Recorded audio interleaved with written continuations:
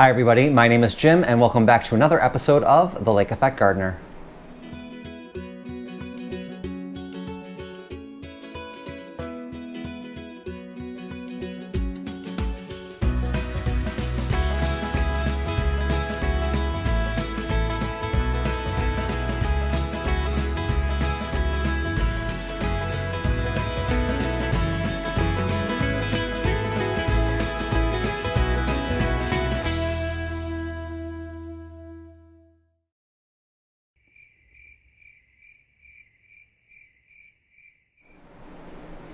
So I'm not in the garden. No.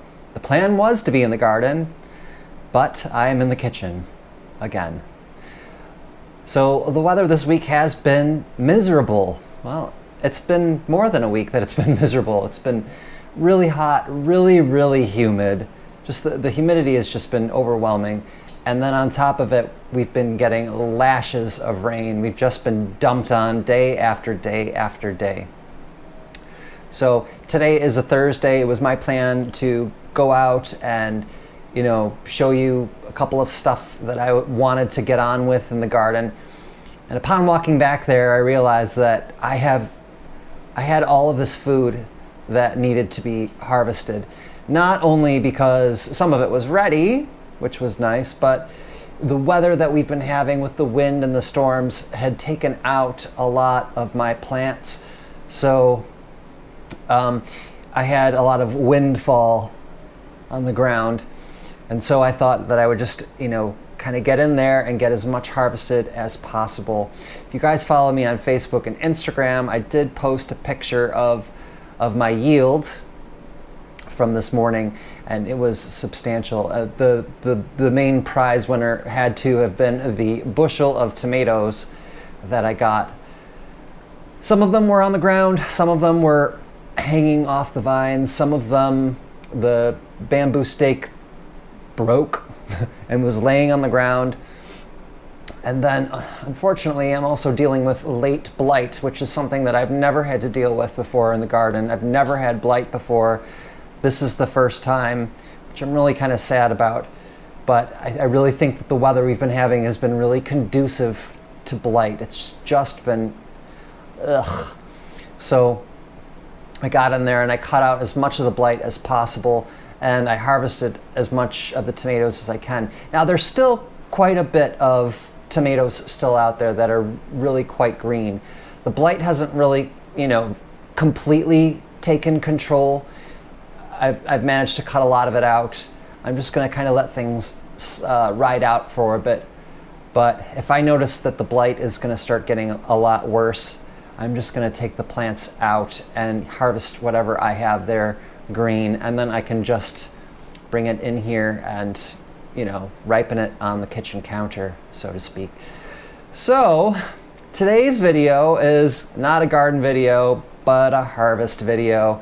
I'm going to show you what I've managed to harvest, and then I'm going to be taking you on my canning of tomatoes journey. Now, this is pretty much a staple for a lot of people who can. Tomatoes is one of those things that people grow a lot of, and if you can't eat as much of it as you'd like to fresh, by golly, it's one of the easiest things to can, and I have got loads and loads and loads. I'll show you in a minute. So during these really awful weather days we've been having, I've been just getting on with other projects around the house and other things that need to be done. I've been doing a lot of knitting and things like that, so I haven't been really all that lazy, but as I said, the weather was just miserable. I couldn't go outside and do anything, which is really unfortunate. But never mind, because I got a lot of things done that I wanted to get done in the house. One project being, I've been wanting to do something new in the kitchen for quite some time. It's been something that's been on my mind for a long time. And when you get these days during the summer that, the weather is not as salubrious as you would like it to be, it's a really great time to take that other list that you may have lying around of things that kind of need to be done and get them done.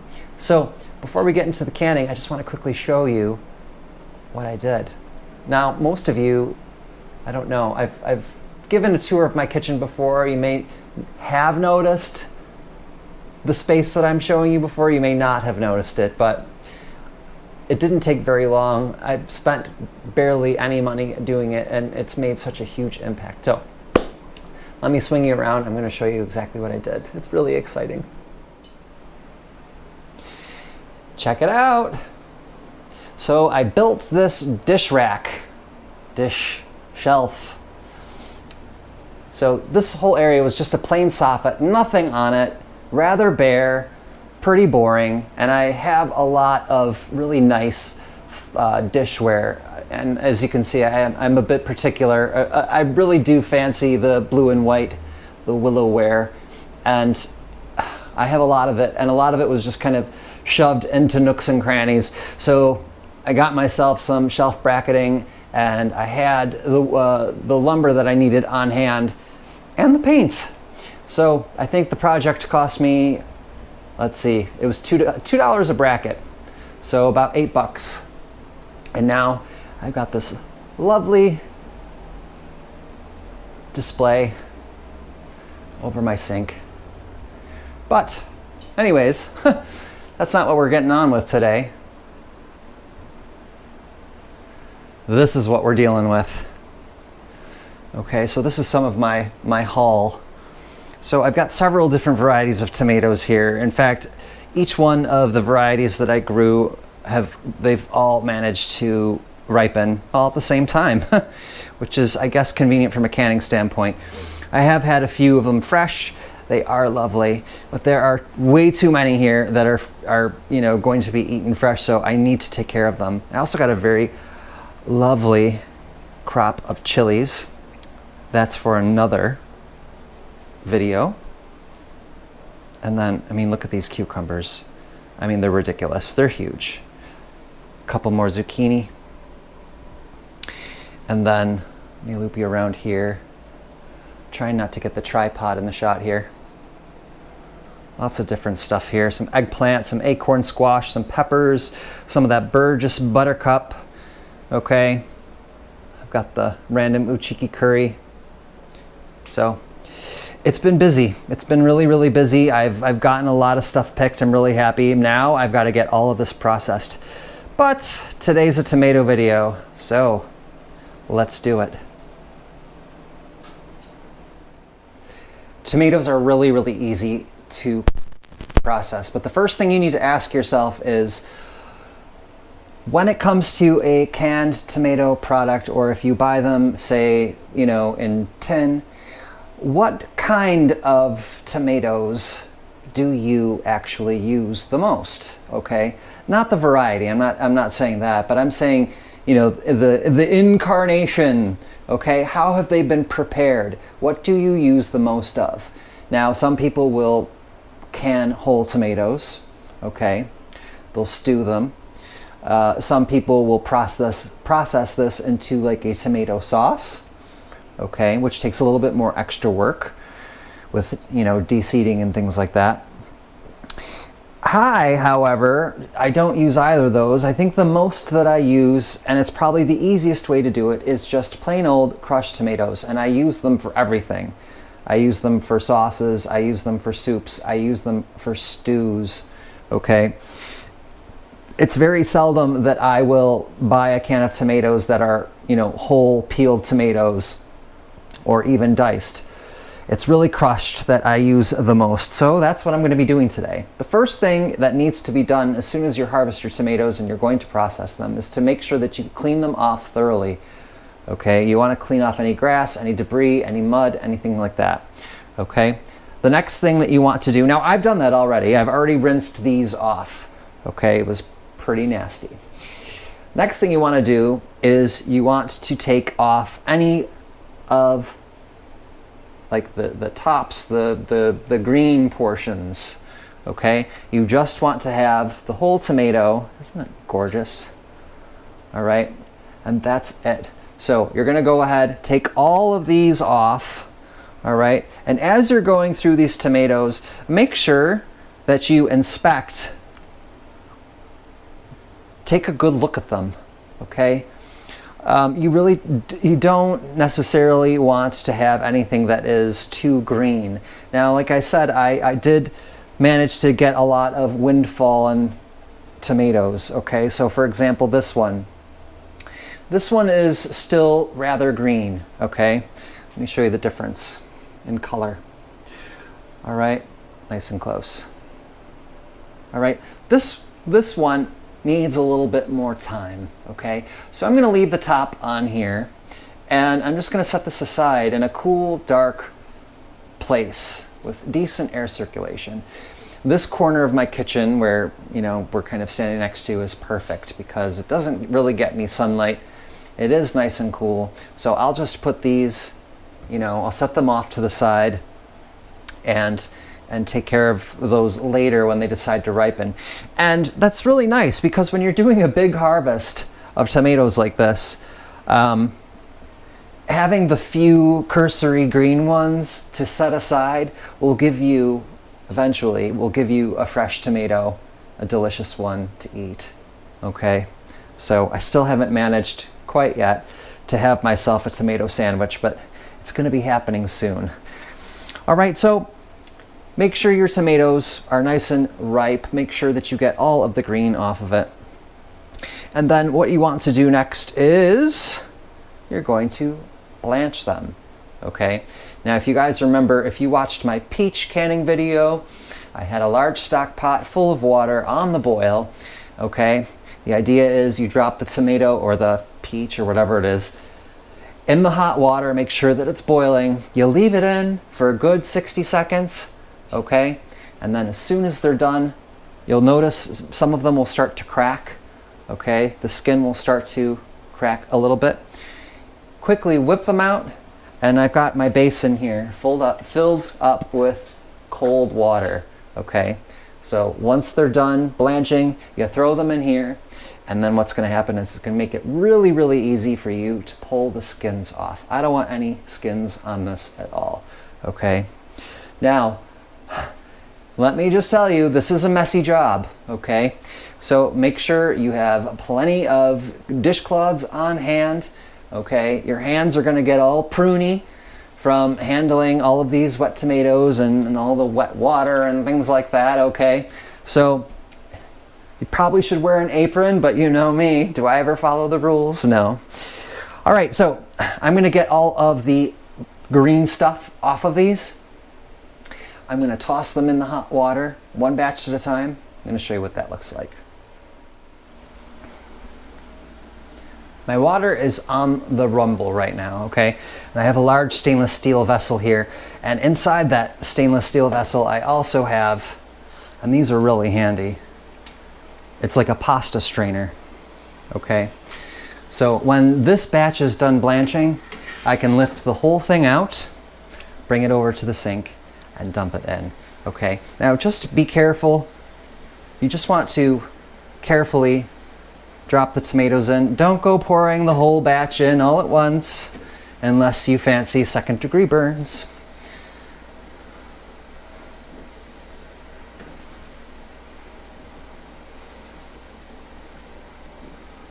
Okay.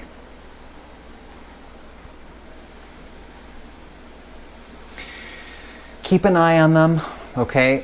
Don't be alarmed if certain tomatoes sink to the bottom and some happen to float. It all has to do with volume and density. That's all it is. The smaller ones will tend to float towards the top. The bigger ones that have more seed, more volume, will float to the bottom. All right.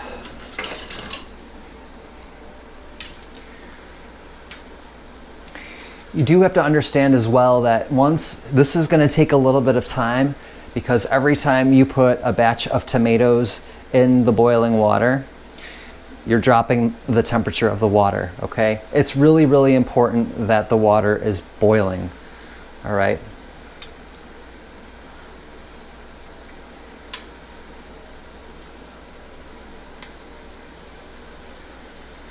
Okay.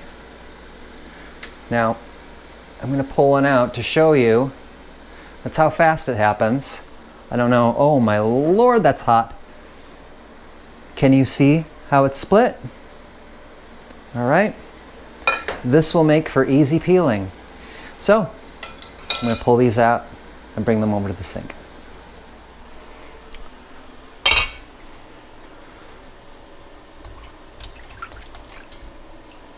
All right, into the cold water it goes. The cold water is going to shock the skin, okay? It's going to cause it to contract, and then, if you're lucky, you'll be able to pull the skin right off.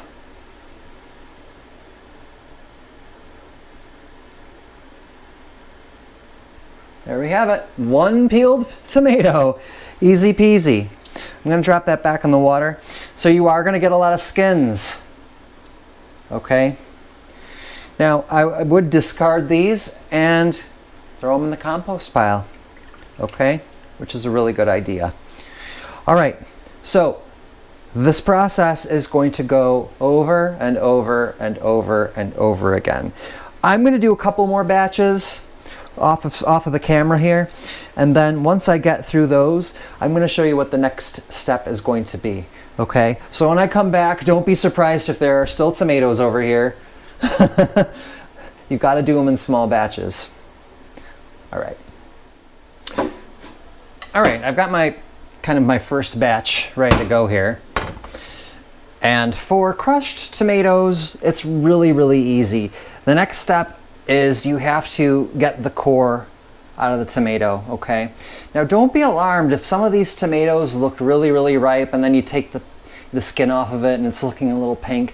When you cook them, they're gonna get darker, so don't fret, my friends. Okay, so I'm just gonna give this a cut in half. All right, and then I'm just gonna cut the core right off of it. It's really easy. And then I'm just gonna kind of chop these into big chunks. There is no, there isn't any rules when it comes to doing crushed tomatoes as to, when you're putting them in the pan initially, I should say, what they have to look like, okay? Because you're gonna be crushing them. It doesn't really matter, if they're perfect little cubes or anything like that. The smaller tomatoes are a little bit easier if you just kind of run your knife around the core, okay, and pop the core out. Give it a rough chop, and in the pan it goes. This one's, well, actually I prefer cutting them in half. You could do it any way you want, my friends. It's totally up to you. I just find that cutting it in half, I really make sure that I get that tough core out of the middle.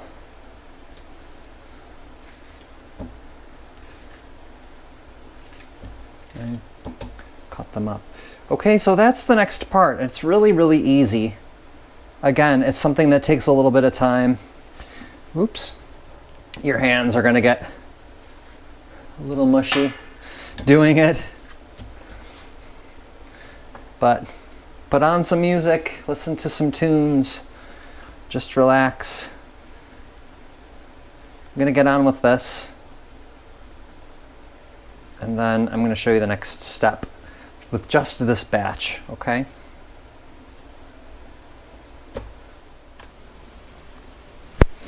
So here are all the tomatoes that I have cored and cut up, okay?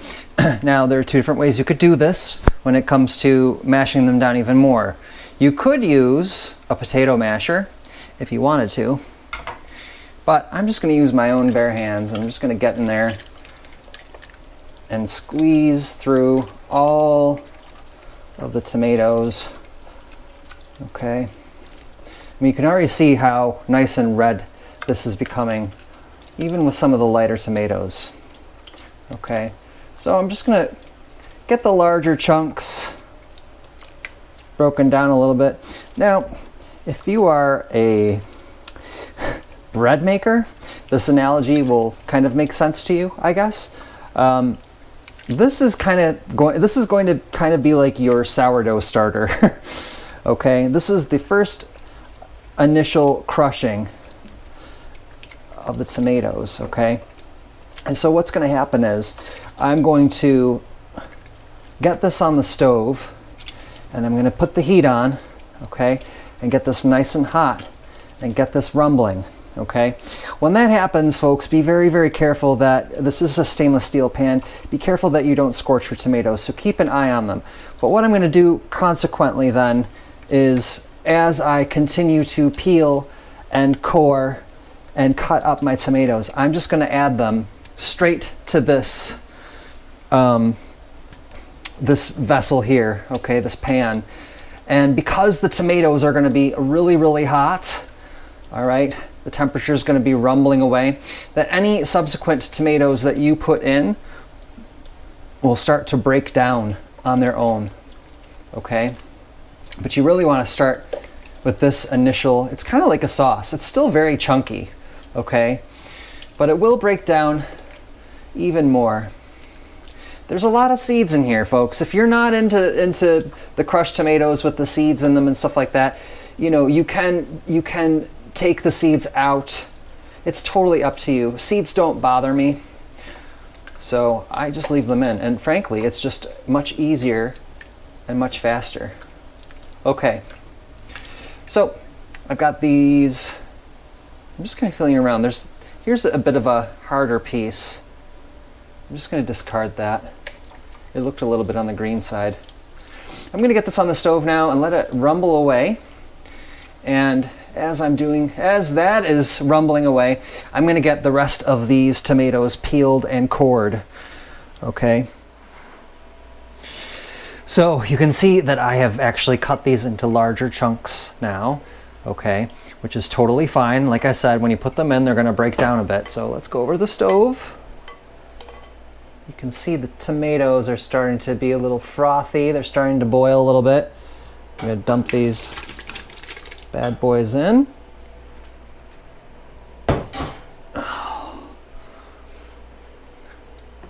Give them a stir. And then those will, with the heat that's already in those tomatoes now, are going to start to break down on their own, okay? And yes, I am pruny, okay? Very, very pruny. I still have a lot more to cut up. How many, you may ask? All of this. And I only not discarded, but set aside those tomatoes, okay? Those are the ones I felt weren't quite ready yet. But I gotta get the rest of these cored and cut up into small pieces and then added to the starter, the sourdough starter, no, the rest of the crushed tomatoes. So I'm gonna get all of these done and then I'm gonna show you what it looks like. All right, this is filled up to the gills. Okay, there are some larger chunks in here still. No matter, I'm gonna cook this for about an hour probably. I really want all this tomato to kind of break down. Okay, if there are chunks, that really doesn't bother me. Okay, I don't mind the errant chunk. Okay, if I'm making something and decide to use crushed tomatoes, it's not a big deal. If you are a little bit more particular about it, then my suggestion would be, before throwing tomatoes in here, to crush them down as much as possible. But like I said, it doesn't really bother me. Look at this glorious, glorious tomatoes sauce, crushed, fun, wonderful. I'm just so excited about this right now. Now, as you can see, I have already got my water bath canner on, okay? And actually, it's kind of boiling right now, so I'm going to turn it down a little bit because I don't want all the water to evaporate out of this. So I'm going to cook this down for an hour, and then once that is done, okay, I'm actually going to be bringing on a second water bath canner, okay? So I can do 2 batches at once. It'll go twice as fast. Obviously, if you've seen my canning videos, it's really, really important that you go ahead before you decide to fill up your cans or your glass jars, that you sterilize them, okay? Really, really important. So I'm gonna let this cook. I'm gonna let this boil. Once this is done cooking, I'm gonna get the second pan up and running. All right, I'm gonna fill my jars, and now I didn't really anticipate this much This is a fairly large kettle, which means I'm probably going to need more canning jars sterilized, which is fine. I'm just going to throw them in the dishwasher. No big deal. I definitely have more, and I definitely went out and bought some extra lids for them, so we'll have plenty. So I'll be interested to see how many I get off of this. Now, if I went by my soup that I did this kettle and then the other kettle, and I got 24 quarts. So I'm thinking to myself, there are 2 pints in a quart, I think. Okay, I'm pretty sure.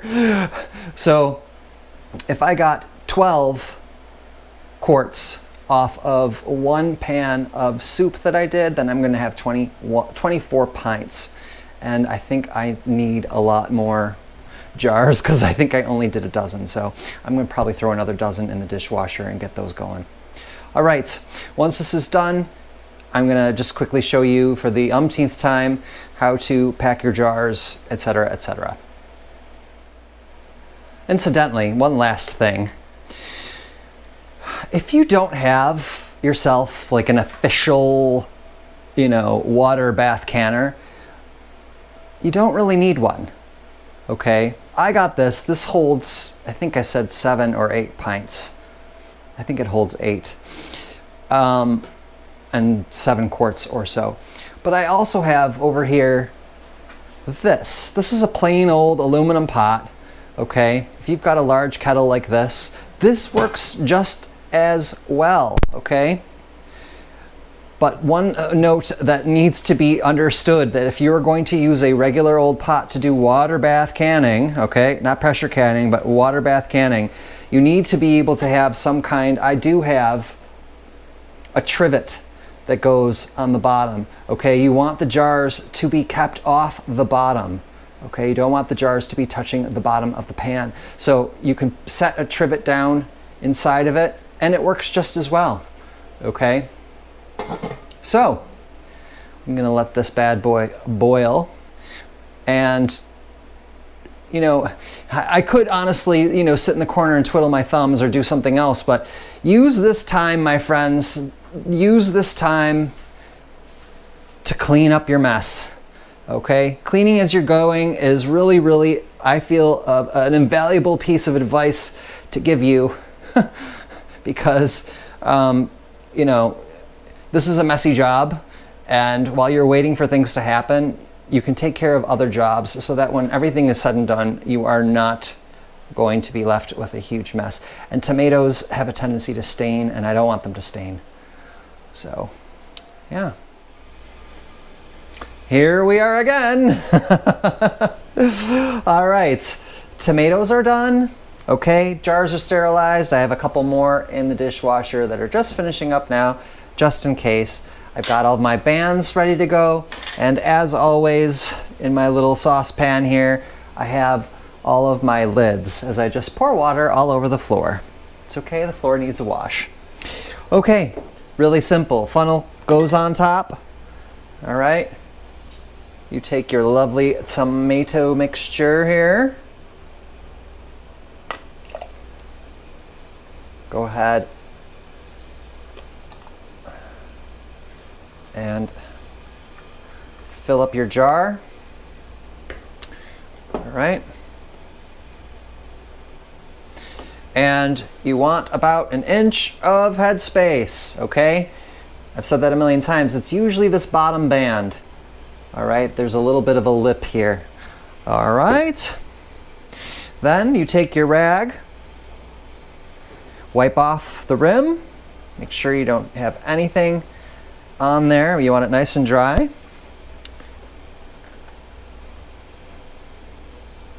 Grab your lid, center your lid,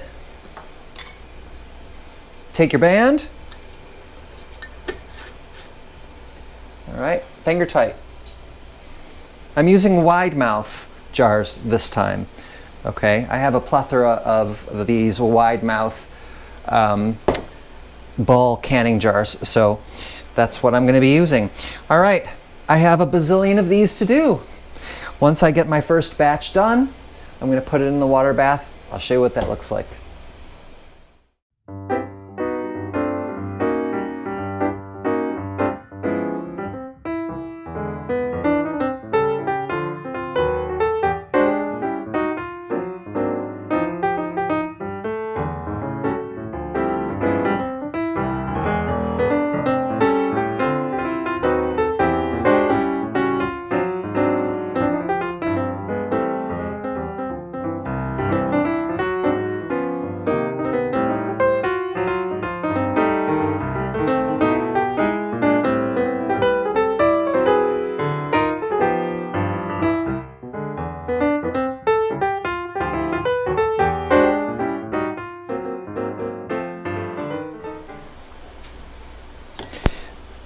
there are a couple of things that you can do with the canned tomatoes. I know there are, in the ball canning book, it also calls to adding either lemon juice or citric acid to your tomatoes.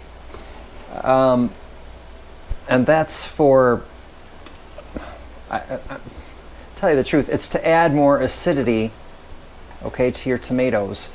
Now, I'm thinking along the lines of, you know, what was happening during World War II when, you know, people were canning their veg left and right. And lemon juice and citric acid were two things that weren't readily available. I don't even know if they actually had citric acid back then to, you know, in you know, food grade, whatever, to give out to people who do canning. And then the other thing that you could add to it is a teaspoon of salt. Okay? I have never added anything to my tomatoes, and I've never had a problem with it. So my tomatoes have processed well. They've held their shelf life wonderfully. They've never gone bad or anything like that. But you are welcome to, you know, do your own research. If you don't mind having the extra salt in with your tomatoes, then you can add, I think that wartime canning book had said a teaspoon per pint. Okay, I could be wrong. It could be maybe a teaspoon per quart and a half a teaspoon per pint. All right, but as I said, I don't add salt. I'm not the biggest fan of salt. I understand it's, you know, used for preserving and things like that. But like I said, the amount of acid in these tomatoes, and believe it or not, and this is probably something I probably should have mentioned, but all the varieties that I have grown this year are canning tomatoes, okay? They do really, really well. That means that there's a decent amount of acidity in the tomatoes themselves. So I really don't have to worry about adding anything else. If you're working with a tomato that perhaps doesn't have a high amount of acidity in it, and you would feel better, you know, adding the salt or adding the citric acid or lemon juice, totally up to you. But I have never done it, and so that's how I do it. So I got the first batch in, and then this is the second smaller batch that I'm going to fit into the other canning, the other water bath.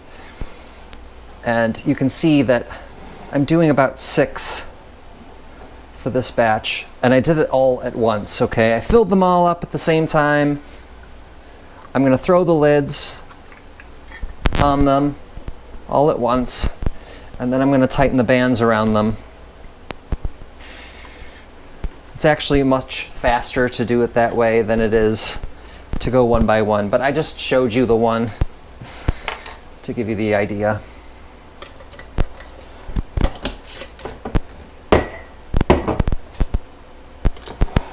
All right.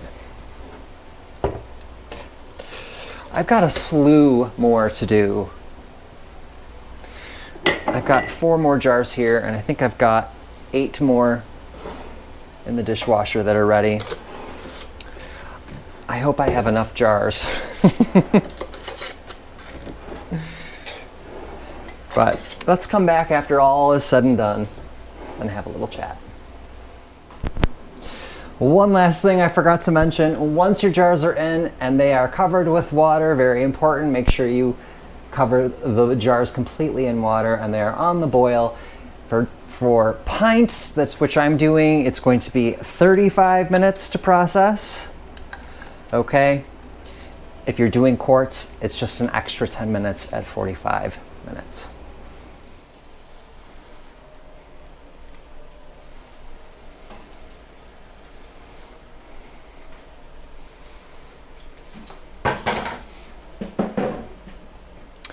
Oh.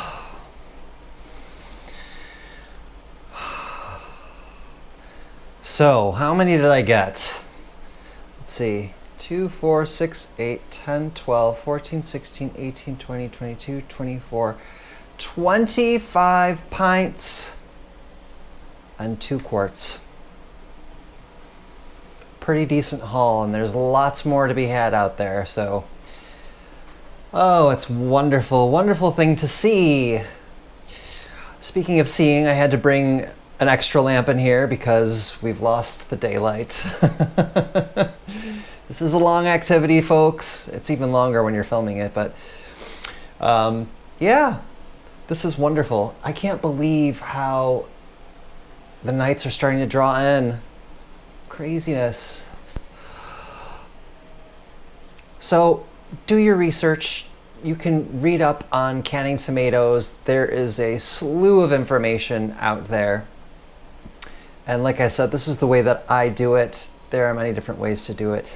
The Ball Canning Book, or the Bible as we know it, is filled with wonderful recipes as well. If you just don't want to do straight up just regular tomatoes, they've got all sorts of really great recipes in there for making salsa and sauces and chutneys and things like that. So definitely take a look. And you could also just do a quick Google search, and there's a lot of information out there as well. So this is good. I'm going to add this to my ever-growing collection of shelf-stable canned foods. And one of these jars can go into, you know, a dish that I'm making, a vegetable dish, a soup, a stew. I even use crushed tomatoes in roasts and things like that. So very versatile. And who can beat that wonderful taste of summer when it's snowing outside? So I have a lot more to process, a lot more to can even still. I've got all those cucumbers. I'm probably going to throw together some more pickles, maybe some relish. There's all sorts of fun little mixes and recipes that are out there for that. And then, yeah, I'm just going to keep at it.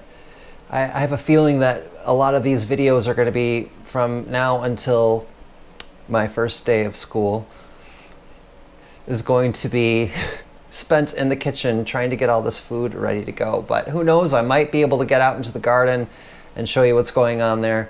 A lot of stuff has changed. Crazy. Yeah, so school, I have about, today's the 19th. So it's a week from Wednesday I head back. I can't believe how fast it's gone. Never mind, no doom and gloom here. So, if you get a bumper crop of tomatoes, don't fear the bottling process, the canning process. Super easy, and it's so much better than, you know, trying to eat everything fresh and then you end up losing some of your crop because you just can't get to it. So, that's it for me, guys. I hope you guys are well. I will be back soon with goodness knows what. If you're new to the channel, thank you for watching. Please consider subscribing, hit the notification bell, thumbs up, and don't forget to leave your comments. I've been shirking my comment reply duty. I'm going to get to it, I promise, very soon. Lovely comments. So until then, my friends, take care. I will see you all really, really soon. So long.